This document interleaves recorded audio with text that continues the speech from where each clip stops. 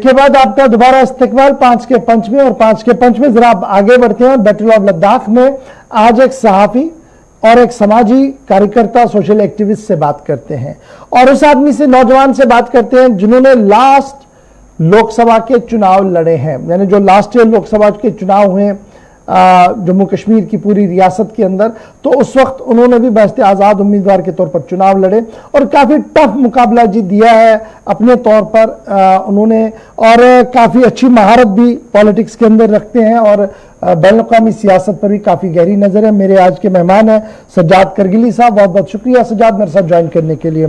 सज्जाद, सबसे सीधा और पहला सवाल जो मैं लगातार पिछले 1 महीने से सबसे पूछ रहा हूं, वो जरा आज 2 एंगल से आपसे पूछ रहा हूं, एक पत्रकार की हैसियत से, एक जर्नलिस्ट की हैसियत से और एक सोशल एक्टिविस्ट की हैसियत से। वो ये है कि 5 अगस्त 2019 से 5 अगस्त 2020 के दौरान क्या कुछ बदला। ये बदलाव का सवाल इसलिए काफी ज्यादा इंपॉर्टेंट है क्योंकि थोड़ी देर पहले वज़ीर ख़ारिजा जयशंकर साहब का एक बड़ा बयान ट्विटर पर उन्होंने इंटरव्यू दिया। उस इंटरव्यू में उन्होंने कहा कि जम्मू कश्मीर आहिस्ता आहिस्ता बदलाव की ओर जा रहा है, transformation underway in Jammu and Kashmir. उन्होंने खुद इस बात को माना और कहा डेवलपमेंट से लेकर जॉब अपॉर्चुनिटी से लेकर खवातीन के हकूक तक हर एक चीज को हमने आहिस्ता आहिस्ता करके बहाल वहां पर किया है और शुरुआत हो चुकी है। जी गौहर साहब, सबसे पहले तो मैं आपका शुक्रिया अदा करता हूं। आप मुसलसल जो है वो बैटल ऑफ लद्दाख के नाम से ये जो इनिशिएटिव आपने लिया है, बहुत बहुत शुक्रिया। जहां तक 5 अगस्त को जो रीऑर्गेनाइजेशन बिल पास किया गया पार्लियामेंट के अंदर और जिसे बहुत सारे लोगों ने जम्मू कश्मीर के अंदर भी और लद्दाख के अंदर भी इसे कॉन्स्टिट्यूशनल मर्डर भी कहा, इसे हमारे हुकूक पर शब खून मारना भी से भी ताबीर किया, क्योंकि आपको मालूम है कि पूरे इस इलाके में एक इनविजिबल कंट्रोल से किया गया यहाँ की पॉलिटिक्स पर, यहाँ के समाजियात पर, यहाँ के पूरे जो रियायत भारत सरकार की तरफ से जम्मू कश्मीर को दी गई थी, वो तमाम हुकूक जो है वो एक ही झटके में सल्ब कर लिए गए। तो इन चीजों को लेकर के लोगों ने अपने आप को कहा कि बहुत सब लोगों का, अक्सरियत का यही मानना है कि वो अपने आप को बिट्रेड फील कर रहे हैं और ह्यूमिलिएटेड फील कर रहे हैं। जहां तक ट्रांसफॉर्मेशन की बात है, बिल्कुल मैं जयशंकर साहब का जो बयान है, ट्रांसफॉर्मेशन हुआ है, लेकिन ट्रांसफॉर्मेशन बिल्कुल इस तरह हुआ है कि आज के दिन जम्मू कश्मीर के अंदर पॉलिटिकल वाइस ना के बराबर है। पॉलिटिकल लीडर्स को बगैर किसी हुक्मनामे के, बगैर किसी ऑर्डर के जो है वो उन्हें अरेस्ट किया गया है, डिटेंशंस में रखा जा रहा है और उनके ऊपर PSA स्लैब किया जा रहा है। तो इस तरह का जो इन्फोर्स्ड साइलेंस है ये जम्मू कश्मीर में देखा जा सकता है और यही ट्रांसफॉर्मेशन है। और एक यही, पहले हम बात सुनते थे गुजरात मॉडल की, लेकिन अब हिंदुस्तान कश्मीर मॉडल देख रहा है जो बीजेपी की तरफ से इंट्रोड्यूस किया गया है, जहां लोगों को न बोलने की आजादी है, न बात कहने की आजादी है और न लोगों को कोई सज्जाद ये बताइएगा सज्जाद साहब, आप कह रहे हैं कि लोगों को बोलने की आजादी नहीं है। उमर अब्दुल्ला साहब हर दिन दूसरे तीसरी मीडिया से बात करें और आज हमारी चैनल पे भी रात 10 बजे वो 40 मिनट का प्रोग्राम आ रहा है जी। बोलने की आजादी नहीं है। सज्जाद करगिली साहब मेरे साथ स्काइप पर बोल रहे हैं और जयशंकर पर टिप्पणी कर रहे हैं, इससे आज ज्यादा बोलने की आजादी क्या चाहिए? फारूक अब्दुल्ला साहब जिस तरीके का बयान देना चाहते हैं दे रहे हैं। जी गौहर साहब, आपने ये देखा होगा कि कल कश्मीर में परसों एक ऑर्डर जो दिया गया, कहा कि कर्फ्यू है, आज कहा जा रहा है कर्फ्यू नहीं है। फारूक अब्दुल्ला साहब ने जब मीटिंग बुलाई, हर लीडर वहां की तरफ जाना चाह रहा है लेकिन पुलिस अलाउ नहीं कर रही है। कारगिल के अंदर भी आपने देखा होगा कि एक घर के अंदर महदूद होकर के प्रेस कॉन्फ्रेंस करनी पड़ी, जबकि बीजेपी को पूरी तरीके से फैसिलिटेट किया जा रहा है, प्रोग्राम्स को, सेलिब्रेशंस को फैसिलिटेट करके उन्हें एक ऑर्गेनाइज्ड वे में खुली छूट दी जा रही है। जहां तक हमारे इस लद्दाख रीजन की बात करें, यहाँ पे पेंडेमिक के बाद जो सिचुएशन पैदा हुई, हमने देखा कि तमाम लोगों को ये SOPs दी गई कि आप रिलीजियस एक्टिविटीज नहीं कर सकते हैं, पॉलिटिकल एक्टिविटीज नहीं कर सकते हैं, लेकिन उसी दौरान हम देखते हैं कि बीजेपी के जो कारकुन है वो नाचते भी हैं, उन्हें पार्टी सेलिब्रेट करने की भी आजादी है, उन्हें पॉलिटिकल कन्वेंशंस करने की भी आजादी है। और तो ये सारे प्रोग्राम जो है वो सरकार की तरफ से, इंतजामिया की तरफ से फैसिलिटेट किया जा रहा है। तो उससे आप अंदाजा कर सकते हैं कि कितना जो है वो बीजेपी के अलावा जो नॉन बीजेपी सिटीजन है लद्दाख के अंदर, उनको न बोलने की आजादी है और न ही उनको किसी भी तरीके की पॉलिटिकल एक्टिविटी के लिए आगे बढ़ने की आजादी है। तो ये जो आजादी आप बता रहे हैं, ये हाथी के दांत थे, दिखाने के और कुछ और खाने के और कुछ। ये एक लिमिटेड एक किस्म का उनको छूट दी गई है लिमिटेड तरीके से। उमर अब्दुल्ला अपनी बात सिर्फ अपने ट्विटर के माध्यम से कर रहे हैं, लेकिन आज भी ऐसे बहुत सारे पॉलिटिशियन हैं कश्मीर के अंदर। सज्जाद गनी लोन की बात कीजिए, आप शाह फैसल की बात कीजिए, जिनका अभी तक ट्विटर हैंडल से वो ट्वीट तक बड़ी मुश्किल से कर सकते हैं। तो एक बहुत ही सफोकेशन देखिए ना, एक चीज है, देखिए सज्जाद का आपने जिक्र किया, अपने शाह फैसल साहब का जिक्र किया, दोनों की रिहाई तो हो गई है ना। अब पॉलिटिकली खुद को कितना फिट कर पाते हैं ये तो उन तक है, उसमें सरकार क्या कुछ कर सकती है। बिल्कुल बिल्कुल, लेकिन जिस तरीके से ऑर्डर्स दिए गए कि 5 अगस्त तक आप घर से बाहर नहीं जा सकते, सवाल यह है क्यों नहीं जा सकते। चलिए अगर एहतिजाज नहीं तो सेलिब्रेट करने के लिए जाने दिया जाए। फिर सज्जाद गनी लोन साहब को, शाह फैसल साहब को, इन्होंने तो कहा था कि पूरा विकास हुआ है जम्मू कश्मीर के अंदर। कश्मीर की बात कश्मीरियों को छोड़, लद्दाख की जरा बात बताइए, कश्मीर को जरा छोड़कर यूनियन टेरिटरी, चूंकि अब आप 1 साल मुकम्मल हो रहा है यूनियन टेरिटरी को, तो यूनियन टेरिटरी के अंदर पॉलिटिकल जो एस्टेब्लिशमेंट होनी चाहिए थी, आज के दिन भी 2 वॉइसें हैं। ले से जब मैं लगातार बात करता रहा, लेके cutting across the religious and political line, सबने कहा कि जनाब 370 का हटना, 35A का हटना और यूनियन टेरिटरी बनना, ये हमारा जी दीरीना ख्वाब था। सन 50 से हम लड़ रहे थे और खुदा खुदा करके जनाब ये फैसला हो गया है। अब इसमें कुछ और चीजें होनी चाहिए, ये नहीं कि वो रुक रहे हैं यहाँ पर, वो कह रहे हैं कुछ और चीजें होनी चाहिए जिनमें उनकी अपनी बात है। जब मैं इसी मसले को लेकर आप वाले डिस्ट्रिक्ट में आता हूँ, करगिल में आता हूँ, तो करगिल में आते आते सारी पोजीशन चेंज हो जाती है। करगिल की आवाम कहती है कि हमें तो लिटरेट किया गया जी, साबिका गवर्नर साहब ने वादे किए, वादे पूरे नहीं हुए, इसलिए हम नाराज हैं। देखिए कारगिल का जहां तक ताल्लुक है, हमारे यहाँ की पॉलिटिकल रिलीजियस लीडरशिप ने एक अरसे यही बात कहते रहे वो मरकजी सरकार से कि हम मजहब की बुनियाद पे इलाके और लिसानियात की बुनियाद की तकसीम के खिलाफ है। जबकि यह बात बिल्कुल दुरुस्त है कि लेह के अंदर एक अरसे तक यूनियन टेरिटरी की मांग कर रहे थे लोग, लेकिन आज अगर आप देखेंगे जो मेजोरिटी लेह के अंदर भी जो लोग हैं यूनियन टेरिटरी के करंट डिस्पेंशन से बिल्कुल ही कंफ्यूज्ड हैं।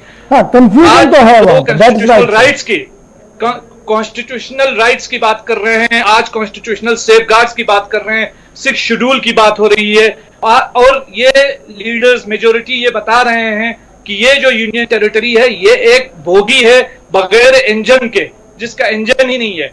तो ये confusion top to bottom Ladakh के अंदर भी पाया जाएगा। इवन कि आपको पूरे लद्दाख में जो बीजेपी के लोग हैं वो भी ये बता रहे हैं कि कॉन्स्टिट्यूशनल राइट्स यहाँ का हक है और इसके लिए हम सब मिलकर लड़ेंगे। इस चीज को लेकर कंफ्यूजन है और इस चीज को लेकर सब लोग किसी मत पे जो है वो सहमत हैं।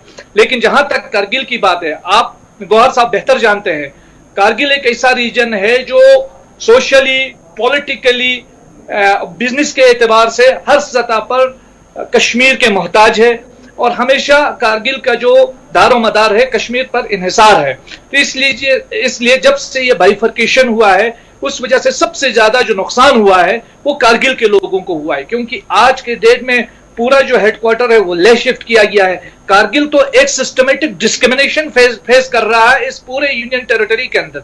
कारगिल के ना पॉलिटिकल रिप्रेजेंटेटिव्स की कोई वॉइस है, देखिए माइनस पीपुल सारा डेवलपमेंट की बात हो रही है, पब्लिक के अलावा पब्लिक को इंक्लूड करके किसी भी डेवलपमेंट की बात नहीं हो रही है। लोग इवन बीजेपी के भी जो हेड हैं, टेरिटोरियल बीजेपी के जो हेड थे, उन्होंने भी रिजाइन किया ये कहकर कि यूटी एडमिनिस्ट्रेशन कौंसिल को काम करने नहीं दे रही है।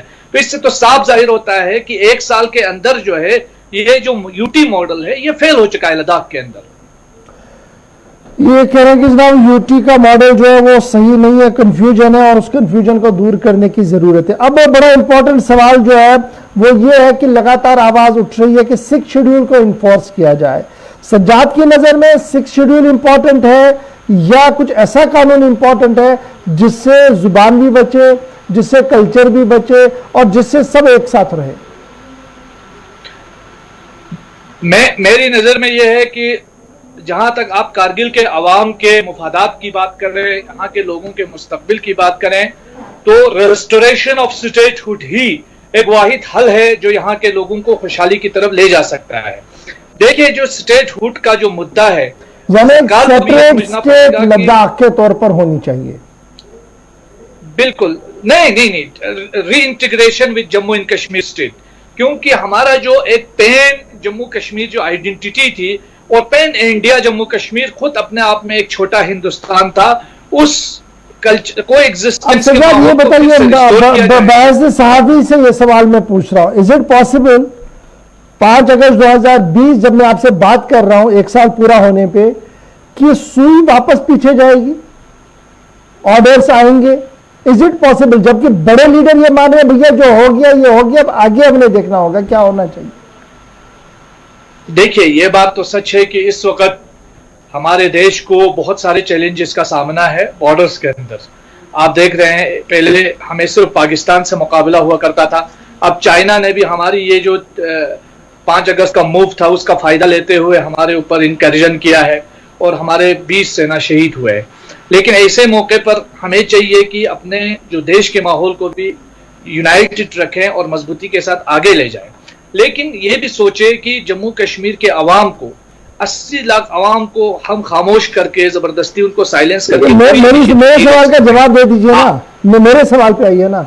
मैं पूछ रहा हूं क्या बैज़ सहाफ़ी के ये पॉसिबल है मुल्क के अंदर कि रिवर्स? बिल्कुल पॉसिबल है, बिल्कुल पॉसिबल है। सरकार जो है वो इन चीजों पर गौर करके इस तरह के इनिशिएटिव्स ले सकती हैं। और देखिए, आज तक जब पॉलिटिकल एस्टैब्लिशमेंट इसमें खुश है वो जो हो गया डिसीजन वो हो गया, अब इसको वापस नहीं किया जा सकता है, ये तो पॉलिटिकल लीडरशिप कह रही है ना जिन्हें लड़ना है।